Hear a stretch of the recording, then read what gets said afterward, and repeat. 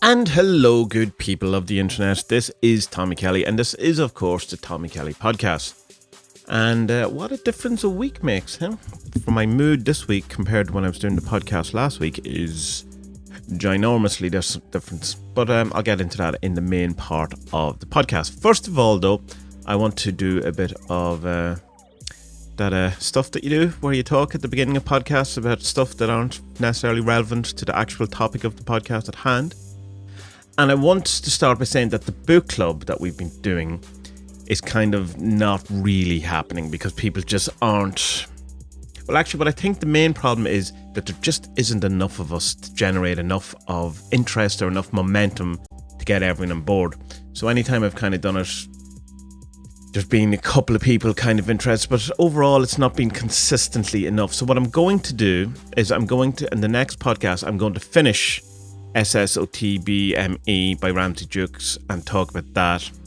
And then I'm going to leave the book club for a while until maybe possibly in the future when there's a few more of us knocking about in the groups and listening to the podcast and all that stuff. And then maybe come back to it with The Invisibles or some other book. So next week we will be finishing up that book and I'll give my overall thoughts on the entire thing as well as the last couple of chapters. So it's a good book, worth your time, and I understand that everyone's busy and not everyone wants to read it and not everyone wants to be part of the book club, and people maybe have reading it and been reading the stuff and just haven't put the actual, put their thoughts down in the thread or whatever, all that kind of stuff. But from my perspective, it looks just like it's just not working, which is fine. That's life and all that. The other thing I'm looking for is, basically I'm always on the lookout to make being a patron of mine over on Patreon more worthwhile, or giving extra stuff to them or bonuses and all to those wonderful people who support me with their money. And one of the things I was thinking of is I could probably do a section of the podcast every week that is just exclusive to Patreon. Like a bit at the end, kind of like a lot of podcasts do that kind of thing where they do like a premium section or they have extended episodes or whatever. I'm not really the kind of a standard podcast, and I don't do interviews, so I can't do extended versions of interviews, or I can't do that.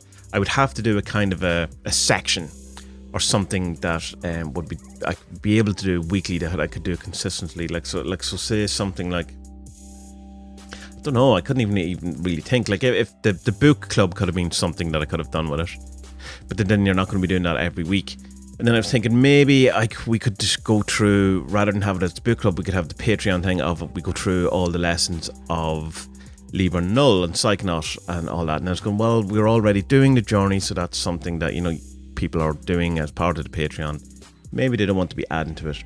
So I don't know. So I'm looking for suggestions on what could I add to the podcast that would be a nice bonus and exclusive to the patrons over Patreon. And if you want to get in on Patreon and help me support me in all these things, the podcasts, the videos, the 40 servants, all of those things, then you can just go to tommykelly.com, which is TOMMIEKELLY.com, and that brings straight to the Patreon page. And on that you will find all the different rewards, such as the digital deck, the PDF of the 40 servants grimoire, Dem, my graphic novel, the Holy Numbers, my graphic novel, a couple of the others, the road cruise stuff. There's a load of the different stuff there that you can get as bonuses or as rewards for supporting my. There's also the journey, which is a year-long meditative shadow working that we are doing. We're on month 4 now, and that's going well. People are enjoying that. People are getting good value out of that, and that's a good bonus, I suppose, or a good reward you get for helping me out. It was something I was going to be doing anyway, so I thought I'd open it out to the greater public, kind of to the greater Patreon. And so if you want to check all that out, go to there, which is tommykelly.com. So the other thing I want to talk about is that I do still have the Witch print on sale, and they're not selling out tremendously fast or anything, so don't, if you were wondering if you had to get on this quick, and you don't really, about a handful of them have sold, less than 10 anyway, but they are limited to 40. So they eventually will all go. So if you do want one, or you want me to hold you one, just send me a message, or there'll be a link in the description of the podcast, the show notes itself, so you can get to there. So it's an A3, limited to 40, signed and numbered, print of the witch from the 47th, and I have to say it looks really good and there's great quality to it, and I'm delighted with how it came out, and people who've been receiving them so far have been very happy with it too. So not only would you be helping me out to keep me going and doing my thing, you also get a really cool print, and the witch would be happy about it too, I suspect. So yeah, now on to the main bit.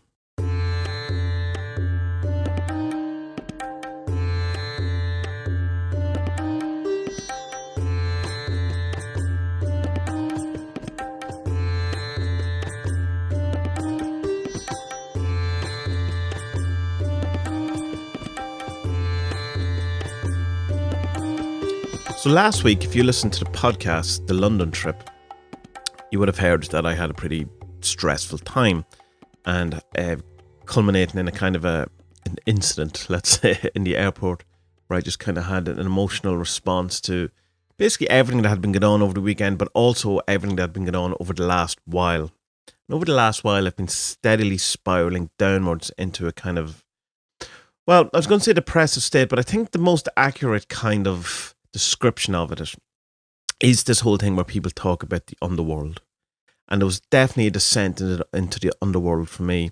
That the person who put the whole idea of the underworld into perspective for me, and I'm sure he's not the first person to have talked about this way, but it's just, when you read a certain thing from a certain person, it's them that you associate with. So I'm not saying it's his idea, but it's Jordan Peterson in one of his lectures. I'm sure it was on his Maps of Meaning, quite sure it's those lectures on YouTube from 2017, and he talks about the underworld in a kind of, as that place, the depressive state, or when, the dark night of the soul, or when it all has gone to, to hell in a handbasket, as the saying goes, and you have to, make your way out of it. And I've had people say to me before that they were going to go to the underworld, or they had spent some time in the underworld, and I didn't really understand it. And I tried to question him on it, and he goes, well, what does that mean? What does that look like in the real world? And he never explained it to me properly. So I'm not sure if that's what they meant when they say that, they went to a kind of a dark place, or, that thing years ago where people used to go and go, I have to go and find myself. Maybe there's some sort of underworld element to that as well, where you have to go underneath it all to find, to come back up on top more, the person you think you are, or want to be, or meant to be, or whatever it is, the person you want to find. So I kind of had this weird idea of the underworld where I kind of thought, are people actually saying they're going to a physical kind of a place? Or is it like a journeying where they're going to a different, aspect of their mind or something like that? And I think some of them actually genuinely wanted me to believe that they were going to the underworld, to a place. And some of them, I think, were just using that word because they'd heard it somewhere, and it was kind of, maybe cool thing to say it, I'm going to the underworld, I'm going to spend some time in the underworld. And then some people, I think, probably had it the same way that I've experienced the underworld and the way Jordan Peterson experienced the underworld, but just I either couldn't understand it, or they weren't articulating it in a way that I could understand it.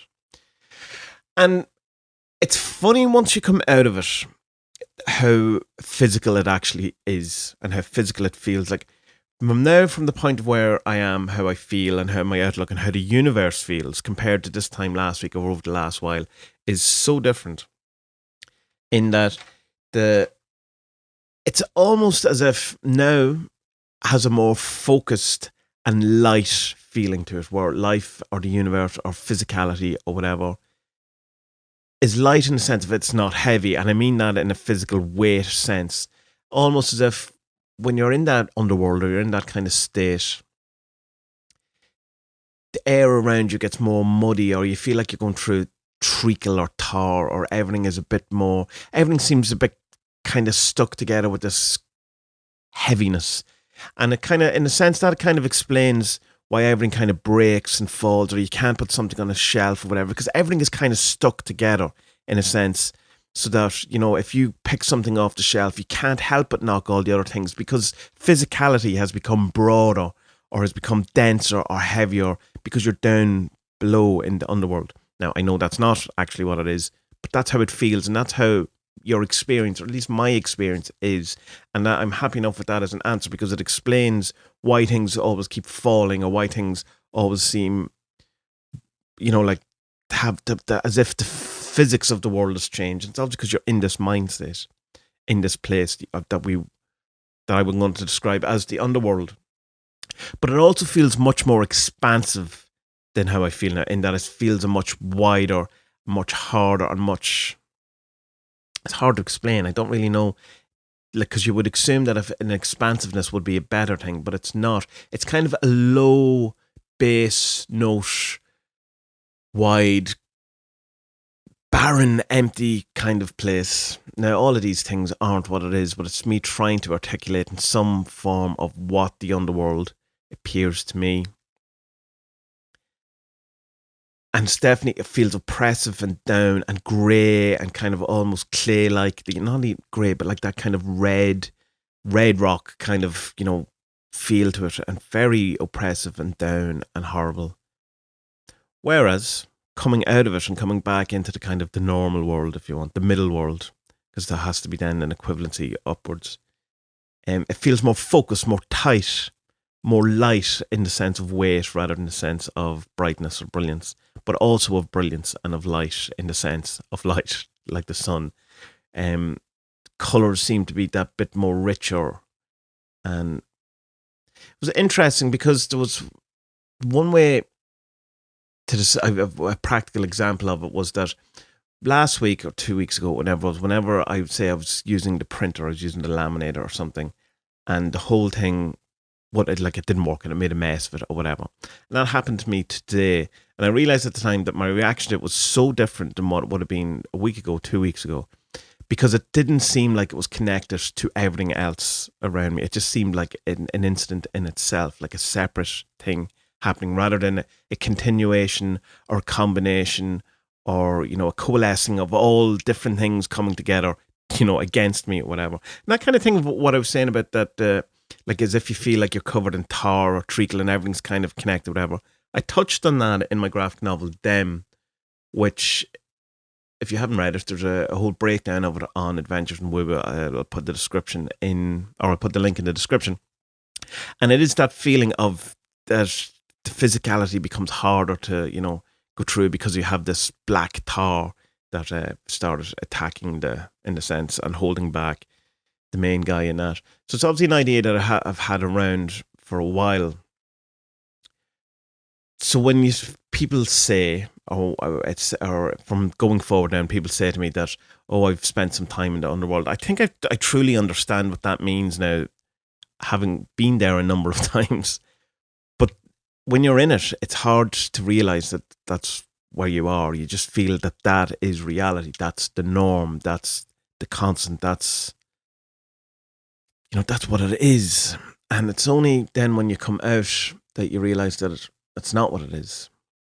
And again, you'd have to then make the argument then coming out from where I am now is also not what it is. Because none of it is what it is. And this is the whole great thing of Maya. It's all illusion. It's all not what it is.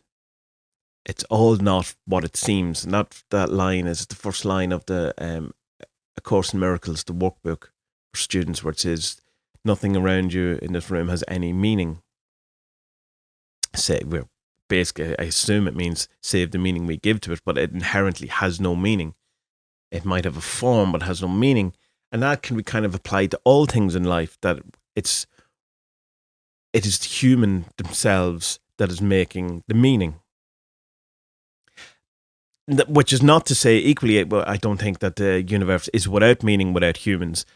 Or maybe it is, but maybe the universe doesn't exist in the way we see it without humans, which is, that seems quite true.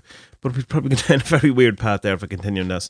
So what I wanted to talk about is the kind of things that I did that got me within a week to get from deep in the underground, the underworld, to a much better place, higher up, whatever scheme of things the underworld leads to. The first thing I did is I got back on 5-HTP.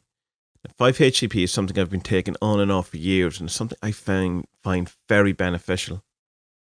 And I first came across it from Gordon White on RuneSoup. He talked about it in one of his posts from a long while ago. And I don't know how I ended up getting it because it's you can't buy it in Ireland. So you have to order it in off the internet, or you have to get it down across the border in Northern Ireland. But I got some when I was in London anyway. But it turns out you can get them in the shops in Northern Ireland anyway, which I wasn't sure of. And you can also get it on eBay and stuff. So I assume I just got it on eBay. That was how I got it first. But I remember fairly instantly, when I took it the first time, feeling a boost from it or whatever. Now, if you go on the internet and you Google up 5-HTP, you're going to find a load of different things.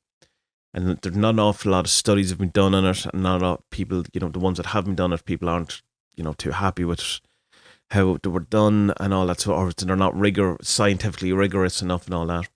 But the long and short is, I don't care. It works for me, and I'm happy enough if that is just placebo.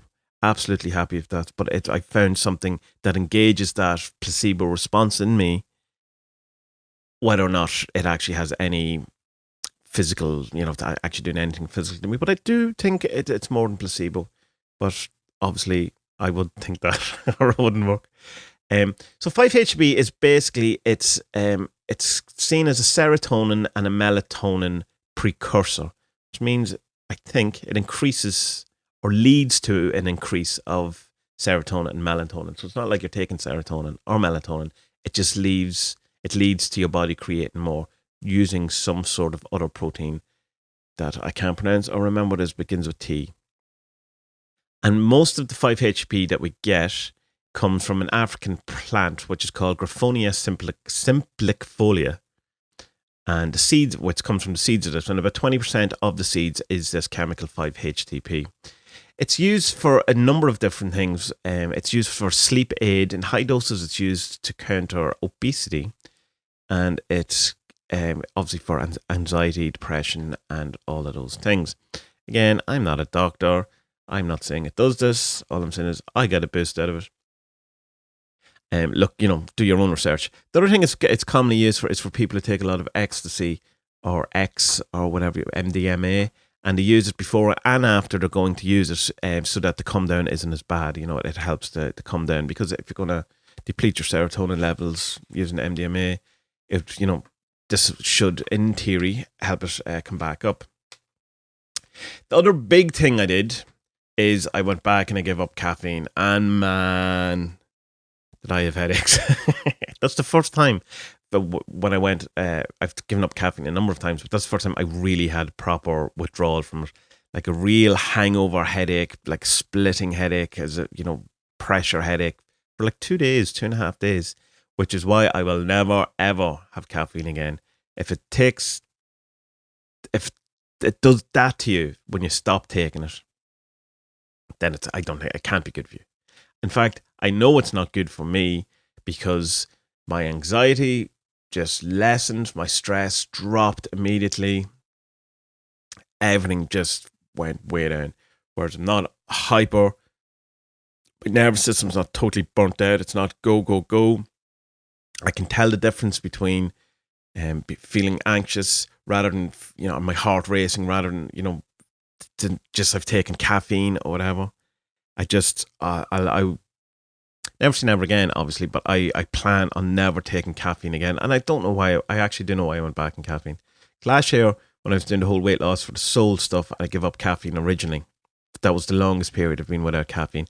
And I could see the benefits, so much so that I put it in a number of posts about, 5 things that'll improve your life. Number 5 was give up caffeine, or at least reduce your caffeine.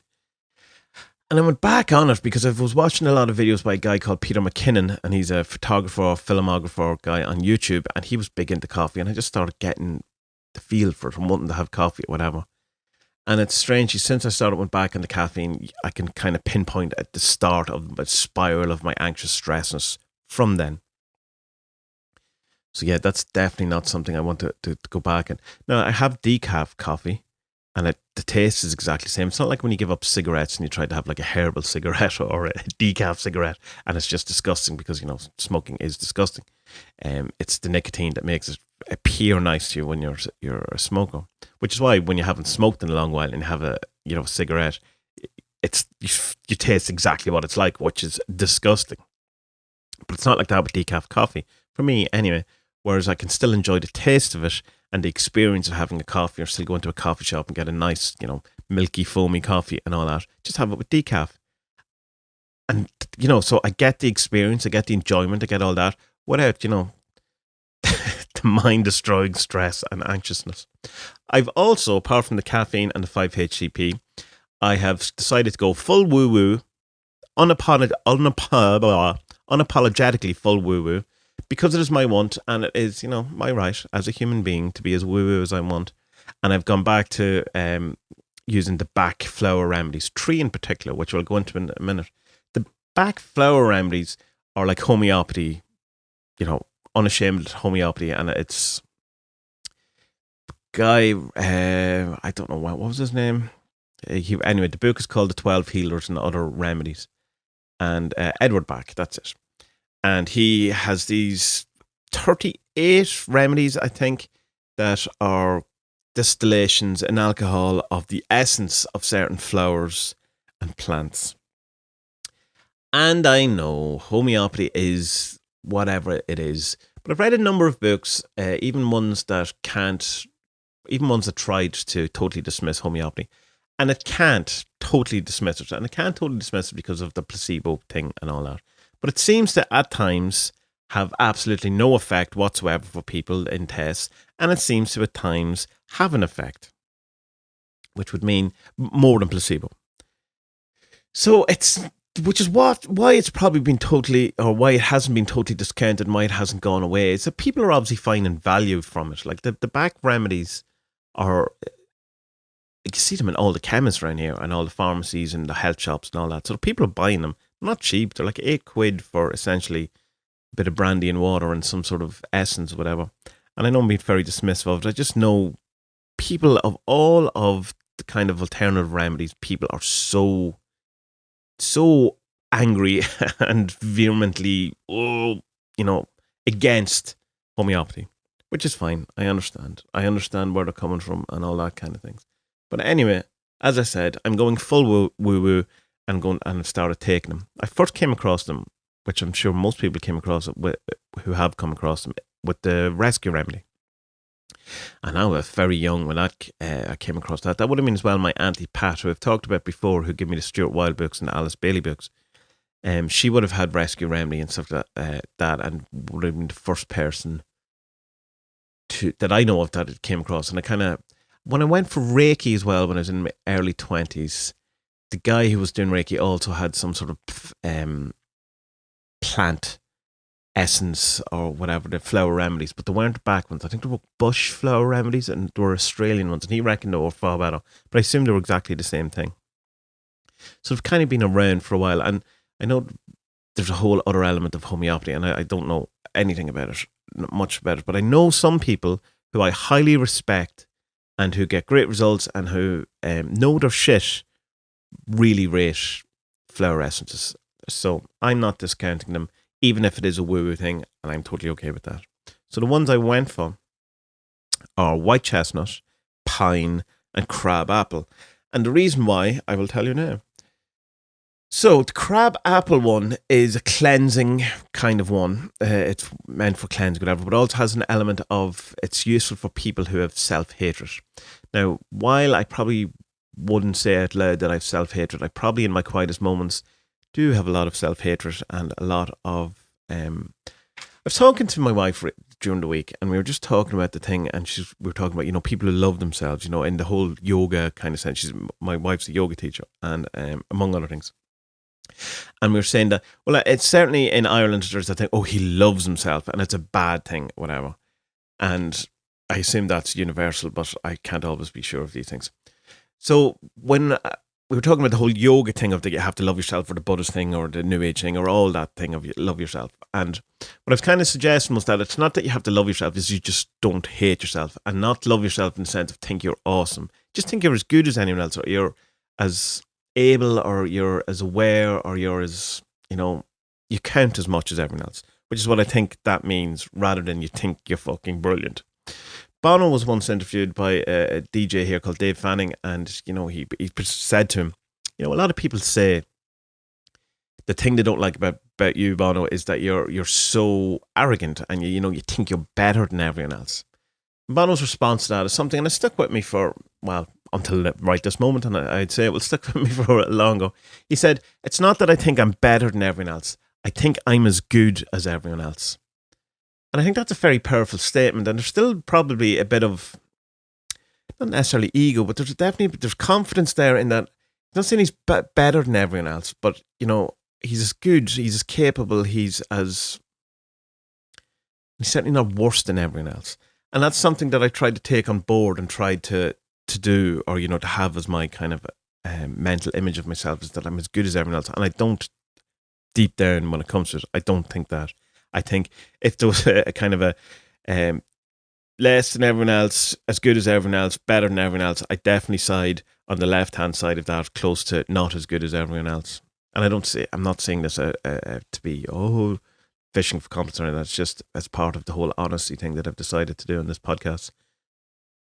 So having that cleansing thing to clean out some of these thoughts, and also have the self-hatred element, which I would have elements of in certain areas, I thought that was a good one. I'll read to you what the actual description is from the book. "This is the remedy of cleansing for those who feel as if they've had something not quite clean about themselves. Often it is something of apparently little importance. In others, there may be more serious disease, which is almost disregarded compared to the one thing on which they concentrate. In both types, they are anxious to be free from the one particular thing which is greatest in their minds, and which seems so essential to them that it should be cured. They can become despondent if treatment fails. Being a cleanser, this remedy purifies wounds if the patient has reason to believe that some poison has entered which must be drawn out." Which last bit, I'm not, I don't have that wounds. I have proper stuff for that. So that the kind of thing that I focus on an awful lot of physicality. I'm not happy with how I am physically, being overweight and all of that kind of stuff. And that's something I've certainly battled with in the last year. And again this year, because I've put on a bit of weight again, and it's something I've never quite figured out or got over. So that would be the thing that I'm hoping the crab apple helps with, along with this kind of cleansing thing. Now, the second one that I went for is pine, and this is for guilt. And I would have an awful lot of guilt, and I carry stuff an awful lot around me. In the journey this month, we're doing a thing about carrying baggage and stuff, and this is that has been really helping me as well along these things. But I thought I'd go with a kind of an ascent as well. So I'll read you what the description says of pine. "For those who blame themselves, even when successful, they think that they could have done better and are never content with their efforts or their results. They are hardworking and suffer much from the faults they attach to themselves. Sometimes, if there's any mistake, it is due to another, but they will claim responsibility even for that." And I think just that the whole thing of taking things on and, never thinking you're good enough and trying to be, better than you were, or you never having a resting moment because you're constantly on the go, trying to do the things, trying to keep up with the Joneses, all that, and having an element of that, not an element, I have a huge fucking element of that, where I can't rest because I feel guilt about not producing or not being productive. That I constantly can't do anything unless it's productive, unless it leads to something productive. Like I can't have a moment. I find it very guilty even playing, say, a computer game, because there's absolutely zero production or any long-term benefit other than I'm enjoying myself, which isn't a good enough reason to do something in my head, which I want to get rid of. And the final one is white chestnut. And this is to do with unwanted thoughts and mental arguments and things going around in your head constantly, like in loops, which I'm the king of that, and I assume a lot of people are. But again, something I just wanted to get some help with. So the description: "For those who cannot prevent thoughts, ideas, arguments, which they do not desire from entering their minds, usually at such times when the interest of the moment is not strong enough to keep the mind full. Thoughts which worry and will remain, or if for a time thrown out, will return. They seem to circle round and round and cause mental torture. The presence of such unpleasant thoughts drives out peace and interferes with being able to think only of the work or pleasure of the day." Now, I could certainly do with all that. So there are the things. Now, I don't know how effective these are going to be, but I'm willing to take a shot at it and see what happens. And the way I'm doing it, a double whammy on it, is that I'm putting it into my water, and 2 drops of each essence, and trying to drink 3 bottles of water a day, which is 375 mils, which is what, over 2 liters. So I have the added thing of not only getting the water into me, getting these essences into me, and then I it gives a boost to giving the essences, and a boost to getting extra water into me and stuff like that. So those are the things that I've been doing over the last week that have got me from the underworld to the more pleasant spheres of where I am now. I've also, my meditation, I've changed it slightly, whereas what I was doing, and I lost my cycle. I had 80 plus days or something. And when I went to London and stuff and came back, and I just couldn't get into it at all. But I started again. I think I'm on day 4 or something like that now. But I've gone back to sitting upright, cross-legged, counting my breaths. I was lying down on the bed listening to like guided meditations or relaxing, or just listening to music, whatever. I'm just back to the mindfulness meditation, and I found straight away I'm catching myself quicker before I get into a mental spin or a mental argument or a mental loop. Don't always catch it straight away, but that's just practice or whatever. So all of those things, the meditation, the caffeine, the 5-HTP, the flower essences and all that, and I feel like a completely different person than I was this time last week or over the last while. I still have the same worries. There's still the same things ahead of me that I had this time last week. Nothing has changed. No new event has happened. Like I suddenly haven't come into a load of money, or circumstances haven't changed at all. But I feel much more able to cope with them. I feel much more able for the fight, if you want. It's not a fight; it's just life, But I'm up for it. I'm more able to look to the future and not be. I was going to say scared. I don't think scared is the word. Not be horrified, or not see only negativity, or not see only bad. Look to the future and be okay with it and stuff. And that's great. That's wonderful. Like I was heading in a very, very downward spiral, dark place thing that wasn't good and wasn't going, wasn't going to get me anywhere other than, nowhere. So, so that's my trip from the underworld up to the present day. So, yeah.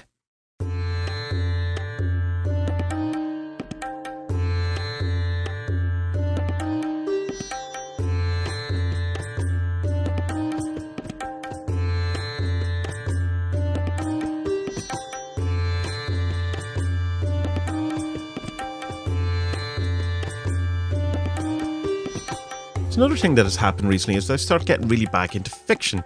Fiction is not something I have read in a long while, because I spent so long reading non-fiction, and again comes back to the whole thing of feeling guilty for reading something purely for entertainment. And I know fiction isn't all entertainment, in that there's a lot to be got from it.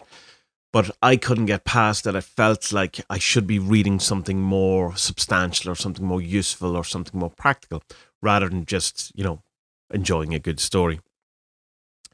So what happened then is that I ended up burning out on non-fiction and all that kind of stuff, and just stopped reading really for a long while.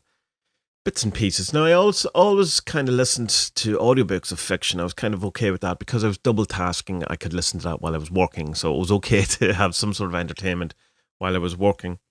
But I really started enjoying reading fiction again the last maybe couple of weeks, particularly over the last couple of days, where I just seem to have slotted into this kind of mode of enjoying it.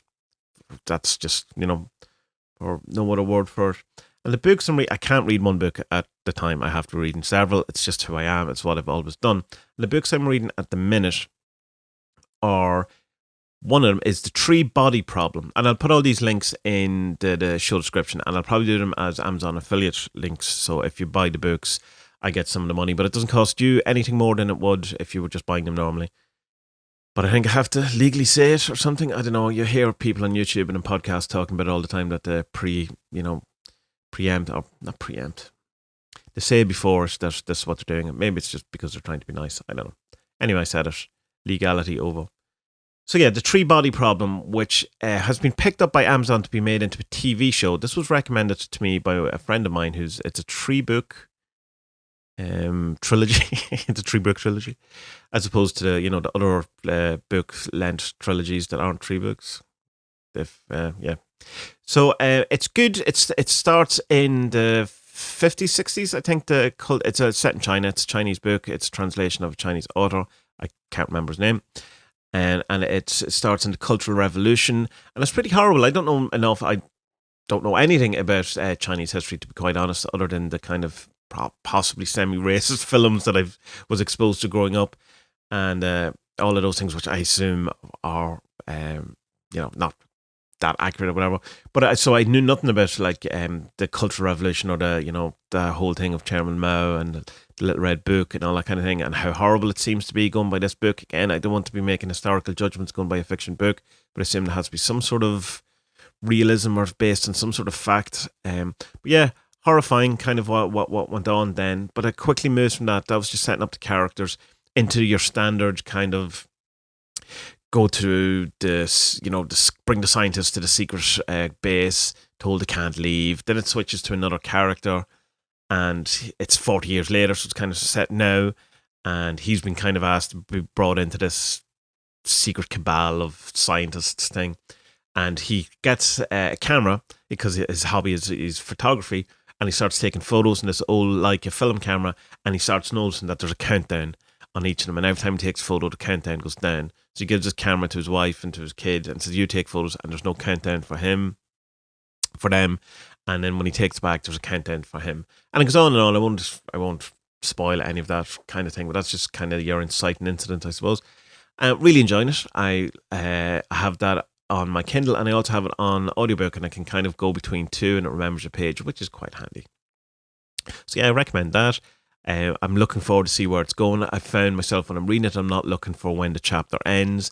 I have that whole thing of one more chapter before I go to sleep and all that thing. So that's the first time in a long while I've had that with a fiction book, which is great. The other one I am reading is Shetland. I am a huge fan of the Shetland TV show. I really enjoyed it. It's possibly my favorite kind of procedural cop show or whatever. It's set on an island in Scotland, a kind of a small island, harsh weather, harsh conditions, coastal waters, all that kind of, with a local community kind of thing. But it's not kind of twee in the way that an Agatha Christie would be, or Poirot. It's kind of aims for more realism in a sense, but it's still community based.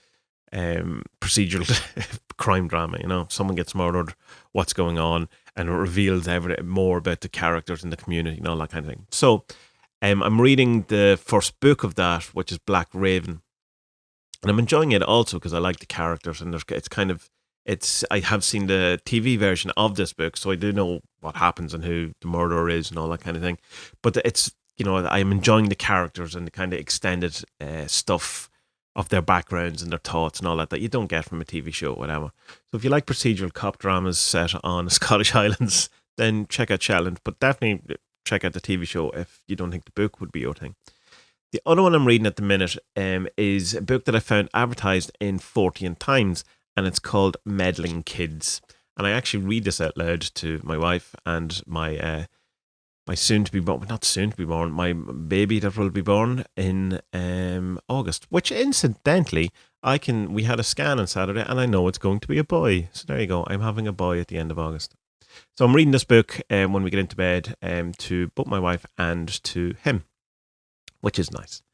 And it's called Meddling Kids, and basically what it is, which is like right up my alley, it's kind of a take on Scooby-Doo meets H.P. Lovecraft. And there's a Scooby gang of sorts that 40 years ago, or maybe 30 years ago, or 20 years ago, sometime years ago, solved all these crimes as teenagers, and they turned out to be the caretaker, or some guy with a mask, and all of those things. And they became fairly well known. And there was their final case, whatever. They had they went to a house, whatever, and they got the guy. I don't want to give too much away about this. But the guy that ended up going to prison anyway. But one of the things he went to prison because of kidnapping one of them, where it really they just they locked themselves in the the basement or whatever, as they do in the Scooby-Doo show and all that kind of thing. But there seems to have been more to it than that. One guy ended up being a TV actor or whatever, and he had a drug overdose. But they all seem to have got kind of something happened in that house that was more than just a guy, the caretaker dressed up as whatever, as these Scooby-Doo shows, as the sea monster it is in this one. And one of the girls is trying to round them up and go back to that house that they were in and try to actually solve the puzzle or whatever. And there's a dog in it and everything. I'm really enjoying it. It's fun. It's not a kid's book by any stretch. Like, there's lots of violence and cursing and adult content in it and stuff like that. But it's good. Like I say, I will put all of those links in the show description. The audiobook I'm listening to at the minute, just as I think of it, is Matt Haig's The Humans, which is really good.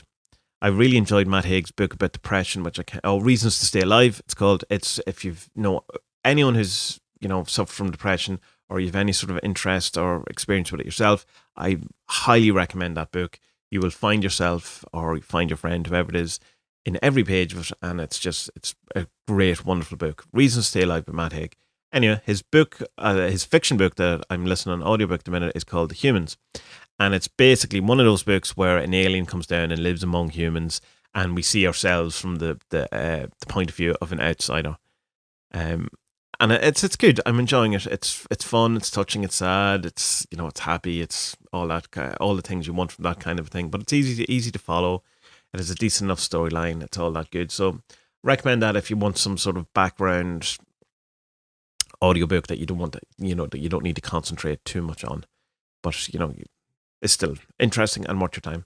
So yeah, that's what I've been reading in the fiction kind of sense, whatever. I'm going to be doing a video either this week, soon. I won't promise anything because it all depends what way the week plans out, on kind of some of the non-fiction books I've been reading. I've been reading a great one called The Way, and a couple of other ones that I will talk about in that video. But that's just the fiction ones that I've been reading at the minute, which I'm really enjoying. So if you have some recommendations or something that you think I would enjoy, I like kind of supernaturally spooky kind of stuff, or something that has a kind of a spiritual bent, sci-fi that's not strictly sci-fi, but it has some sort of other thing. That's kind of what I'm into. But I'm open to all things. I will give a go to anything. As I've a wide varied thing from procedural cop drama to sci-fi to horror to, I don't know, just general fiction. So I will happily take any suggestions that you have. And yeah.